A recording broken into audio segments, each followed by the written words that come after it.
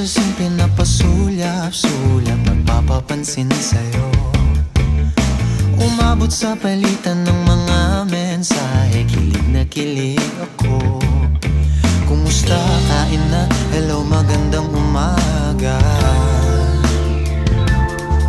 Ingat ka, pahinga, huwag kang masyadong magpupuyat pa.